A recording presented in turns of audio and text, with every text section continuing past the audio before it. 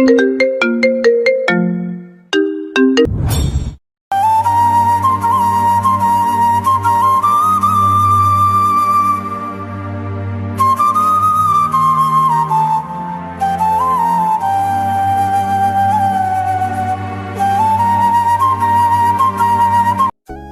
বন্ধুরা, শেখবারের বড় ছেলের সাথে কি হয়েছিল সিজন 2 নিয়ে আসলাম, পর্ব 10।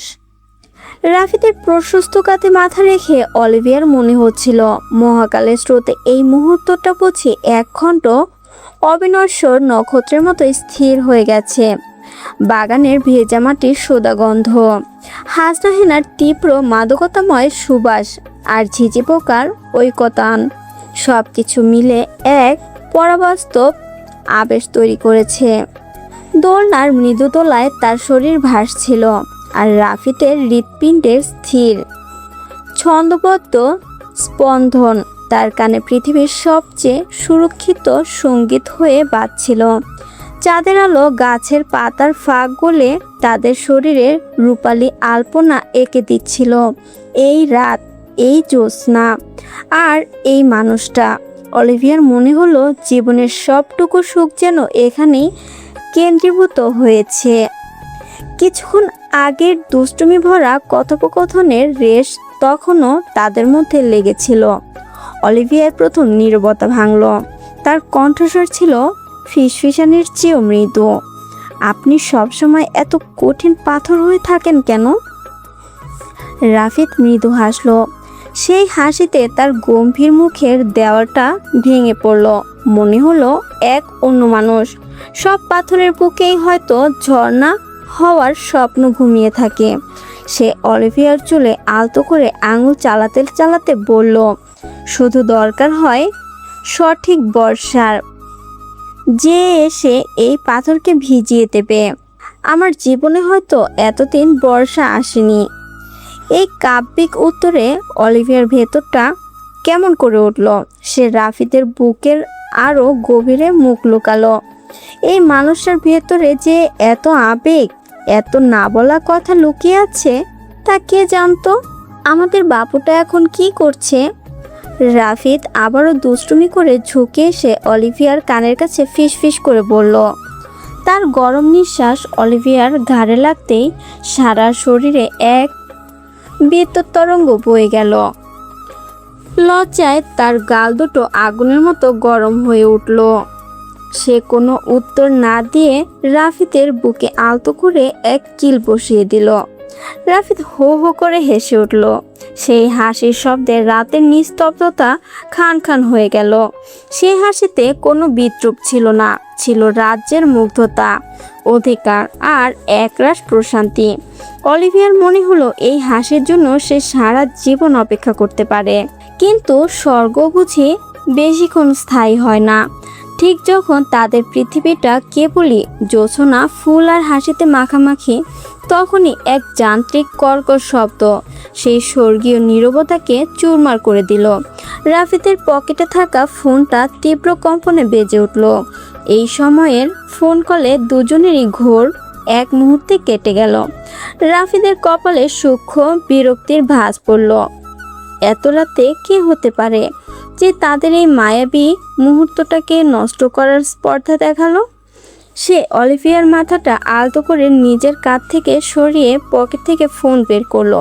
স্ক্রিনে ভেসে ওঠা নামটা দেখে তার কুচকানো ভ্রু আরও গভীর হলো।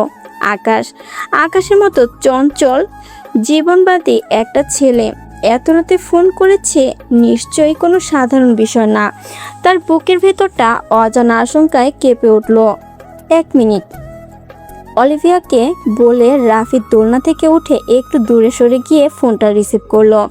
তার কণ্ঠস্বর যথাসম্ভব শান্ত রাখার চেষ্টা করলো। হ্যালো আকাশ, সব ঠিক আছে? এত রাতে? ওপাশ থেকে আকাশের যে কণ্ঠস্বর ভেসে এলো তাতে স্বাভাবিক উচ্ছ্বাসের লেশমাত্র ছিল না, বরং ছিল চাপা উত্তেজনা আর পাথরের মতো ভারী গাম্ভীর্য।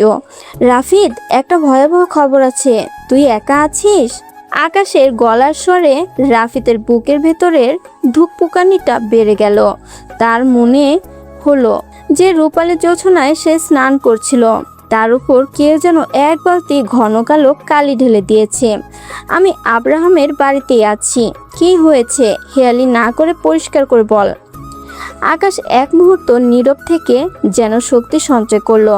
তারপর যে বোমাটা ফাটালো তার জন্য রাফিদ প্রস্তুত ছিল না। নেহার বিয়েতে রিয়া এসেছিল, তাই না? রিয়ার নামটা শোনা মাত্রই রাফিদের বুকের ভেতরে সব কোমল অনুভূতি বরফের মতো জমে গেল। যে সুখের আবেশে সে ডুবেছিল তা থেকে এক ঝটকায় সে কঠিন বাস্তবে আছড়ে পড়ল। অলিভিয়ার দিকে একবার আর চোখে তাকিয়ে সে যান্ত্রিক গলায় বলল, হ্যাঁ এসেছিল। তাতে কি? তাতে অনেক কিছু বন্ধু। আকাশের কণ্ঠস্বর এবার সাপের হিস হিসের মতো শোনালো। তুই যা ভাবছিস কিচ্ছু তেমন নয়। রিয়া আর সেই আগে রিয়া নেই, সে বিয়ে করেছে। খবরটা শুনে রাফিদ অবাক হলো, কিন্তু খুব বেশি ধাক্কা খেলো না। রিয়ার মতো মেয়ের জীবন এগিয়ে যাওয়াটাই স্বাভাবিক। ভালো তো, বিয়ে করেছে, সুখে থাকুক। সুখে আছে, তবে সেই সুখটা তোর জন্য নরক তৈরির কারখানায় বানানো হয়েছে। তুই জানিস ও কাকে বিয়ে করেছে? রাফিদ নীরব রইল। তার ভেতরটা বলছিল সে যা শুনতে চলেছে তা ভালো কিছু নয়। আকাশ বলল, ও বিয়ে করেছে নীলকে, এই শহরের অন্ধকার জগতের সম্রাট মাফিয়া কিং নীলকে। আকাশে বলা শেষ বাক্যটা কোনো শব্দ ছিল না, ছিল এক কান ফাটানো বজ্রপাত। রাফিদের পায়ের নিচের মাটি যেন এক মুহূর্তে অতল গহ্বরে মিলিয়ে গেল। তার চারপাশে জ্যোৎস্না, হাসনাহিনার গন্ধ, ঝিঝির ডাক, সব কিছু অর্থহীন, বর্ণহীন হয়ে গেল। তার কানের ভেতর কেবল মাফিয়া কিং নীল কথাটাই লক্ষ লক্ষবার প্রতিধ্বনি হতে লাগলো। যে নীলকে সে তার ব্যবসার জগৎ থেকে এক অঘোষিত অদৃশ্য শত্রু হিসেবেই জানে, যার ক্ষমতার কালো ছায়া এড়িয়ে চলতে হয় শহরের প্রত্যেকটা সৎ ব্যবসায়ীকে। রিয়া এখন সেই দানবের সাম্রাজ্যের নারী। হঠাৎ তার চোখের সামনে নেহার বিয়ের অনুষ্ঠানে দেখা রিয়ার চেহারাটা ভেসে উঠল, আর তার মুখে লেগে থাকা সেই তাচ্ছিল্যের হাসি। রাফিদ তখন ভেবেছিল ওটা তার ভুল দেখা, হয়তো রিয়ার নতুন জীবনের উদ্ধত্ত। কিন্তু এখন সে বুঝতে পারছিল ওটা ভুল ছিল না, ওটা ছিল ক্ষমতার দ্বন্দ্ব, নতুন পাওয়া অপার্থিব শক্তির আস্ফালন।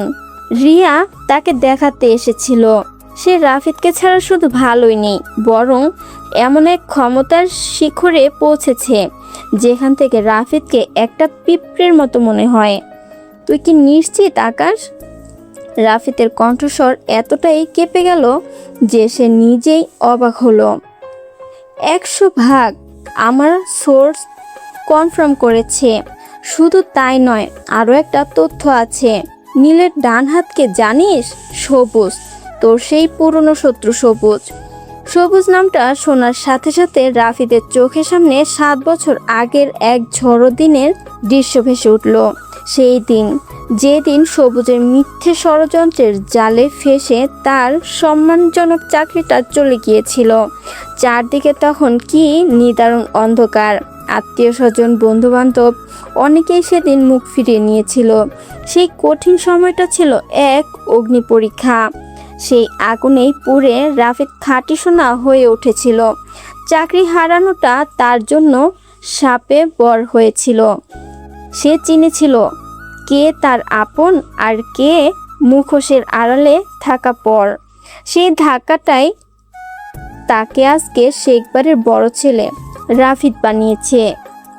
সে নিজের পায়ে দাঁড়িয়ে যে সাম্রাজ্য গড়ে তুলেছে তা সততা আর পরিশ্রমের ভিত্তির উপর। আর আজ 7 বছর পর সেই পুরনো শত্রু ফিরে এসেছে, তবে একা নয়। এবার সে এক ভয়ঙ্কর দৈত্যের ছায়াতলে আশ্রয় নিয়েছে। রাফিদের মনে পড়ল গফুর চাচার সরল মায়াবী মুখটা। চাচা তাকে বলেছিলেন, বাবা আমি রিয়ামাকে আসতে বলেছিলাম, ভাবলাম যদি পুরনো সম্পর্কটা আবার জোড়া লাগে, যদি অভিমানের বরফ গলে যায়। হায় রে সরল বিশ্বাস। রাফিদ এক তিক্ত দীর্ঘশ্বাস ফেলল। গফুর চাচা যেখানে ভালোবাসার গোলাপ ফোটাতে চেয়েছিলেন, সেখানে তিনি অজান্তেই এক বিষাক্ত পার্থেনিয়ামের বীজ রোপণ করে দিলেন। যে গাছটা এখন ডালপালা মেলে তার সাজানো ফুলের বাগানটাই ধ্বংস করার জন্য প্রস্তুত। এই বাগান যা সে তিলে তিলে ভালোবাসা, পরিশ্রম আর রক্ত পানি করা শ্রম দিয়ে তৈরি করেছে। যে রিয়া একদিন ভালোবাসার নিপুণ অভিনয় করে তার সাজানো সংসারে ঢুকেছিল, তারপর তাকে সেই বাড়ি থেকে বের করে দিয়েছিল মায়ের সাহায্যে, সেই রিয়া এখন ফিরে এসেছে। কিন্তু এবার তার হাতে কোনো সাধারণ অস্ত্র নেই, তার হাতে আছে এমন এক ক্ষমতা, যে ক্ষমতা দিয়ে সে রাফিদের সব কিছু এক তুড়িতে শেষ করে দিতে পারে। রাফিদের ভেতরটা রাগ, অপমান আর এক শীতল আতঙ্কে জ্বলে যাচ্ছিল। তার হাতের মুঠো এতটাই শক্ত হয়ে এলো যে নখগুলো তালুতে বসে গেল। অলিভিয়া দূর থেকে দেখছিল কিভাবে জ্যোৎস্নার আলোয় স্নান করা মানুষটার মুখটা এক মুহূর্তে পাথরের মতো কঠিন মুখোশে ঢেকে গেল। তার চোখের সেই কৌতুক আর মুগ্ধতা মিলিয়ে গিয়ে সেখানে এখন এক গভীর হিমশীতল ঝড়। ফোনটা রেখে রাফিদ যখন ফিরল, সে আর আগের মানুষটা ছিল না। তার হাঁটার ভঙ্গিতে ফিরে এসেছে সেই পুরনো কাঠিন্য যা অলিভিয়া প্রথম দিকে দেখত। তার প্রতিটি পদক্ষেপে যেন এক অদৃশ্য যুদ্ধের প্রস্তুতি। কি হয়েছে রাফিদ, সব ঠিক আছে? অলিভিয়ার নরম স্বর রাফিদের চারপাশে তৈরি হওয়া অদৃশ্য দেয়ালে ধাক্কা খেয়ে ফিরে এলো। রাফিদ তার দিকে না তাকিয়েই বরফ শীতল গলায় পড়ল, ভেতরে যাও অলিভিয়া, রাত অনেক হয়েছে। তার এই আকস্মিক 180 ডিগ্রির পরিবর্তনে অলিভিয়া হতবাক হয়ে গেল। যে মানুষটা কিছুক্ষণ আগেও তার চুলে আঙুল বোলাচ্ছিল, যার বুকে মাথা রেখে সে নিজেকে পৃথিবীর সবচেয়ে নিরাপদ নারী ভাবছিল, সে এখন কতটা অচেনা, কতটা দূরের। তার বুকের ভেতর একটা অজানা ভয় কাটার মতো বিঁধে গেল। রাফিদ আর এক মুহূর্ত দাঁড়ালো না। বাগানের মায়া, জ্যোৎস্নার বিলাস, অলিভিয়া বিহ্বল চাহনি, সব কিছু পেছনে ফেলে সে দ্রুত পায়ে গাড়ির দিকে এগিয়ে গেল। তার মাথায় তখন একটাই চিন্তা ঘুরপাক খাচ্ছিল, রিয়া ফিরে এসেছে শুধু প্রতিশোধ নিতে নয়, এবার সে এসেছে সব কিছু ধ্বংস করতে। শেখ বাড়ির বড় ছেলের সাজানো ফুলের বাগানে এক কালনাগিনী তার বিষাক্ত নিঃশ্বাস নিয়ে প্রবেশ করেছে, আর তার সঙ্গী হয়েছে অতীতের এক পুরনো হায়না। চাঁদটা হঠাৎ করেই ঘন কালো মেঘের আড়ালে মুখ লুকালো। চারপাশের আলো যেন এক মুহূর্তে নিভে গেল। যে রাতটা শুরু হয়েছিল এক রূপলী স্বপ্নের মতো, তার সমাপ্তি ঘটল এক ভয়ঙ্কর দুঃস্বপ্নের ইঙ্গিত দিয়ে। এক নতুন অসম যুদ্ধের দামামা বেজে উঠল শেখ বাড়ির বড় ছেলের জীবনে। এবার লড়াইটা শুধু ভালোবাসার নয়, লড়াইটা অস্তিত্বের। হ্যালো বন্ধুরা, শেখ বাড়ির বড় ছেলে সিজন 2 গল্পটা তোমাদের কেমন লেগেছে? আর হ্যাঁ, এরকম গল্প পেতে আমাদের মামুন লাভ স্টোরি চ্যানেলটি সাবস্ক্রাইব করতে ভুলবে না। লাইক, কমেন্ট, শেয়ার চাই। ধন্যবাদ।